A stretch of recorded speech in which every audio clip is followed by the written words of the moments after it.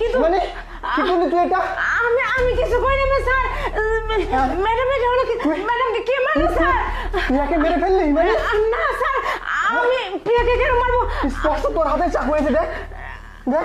সেটাই তো বুঝতেছি না, আমার হাতে চাকু কিভাবে বসলো? কিন্তু আমি প্রিয়াকে মেরে ফেললি? না না স্যার, আমি প্রিয়াকে মারি নাই তো স্যার। আমার হাতে হ্যাঁ, স্যার। তুই ঠিক বলছিস, তুই প্রিয়াকে মারিসনি, প্রিয়াকে আমি মেরেছি। কিন্তু চাকুটা তোর হাতে, ভিডিও ফুটেজও আমার কাছে, প্রমাণিত হবে তুই প্রিয়াকে খুন করছিস। না না স্যার, এটা হতে পারে না। কিন্তু স্যার আপনি কেন প্রিয়াকে মারলেন স্যার, এটাই তো আমি বুঝতে পারতেছি না। কেন মারছিস? ছোট সাহেব, কি রে? আপনার সাথে আমার কথা আছে। বল। দেখেন ছোট সাহেব, আপনি তো এই বাড়িতে একাই থাকেন, আমি কাজ করি।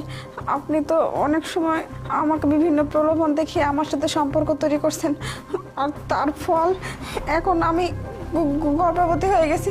আমার পেটে বাচ্চা। কেউ শুনে ফেলবে তোর পেটে বাচ্চা মানে?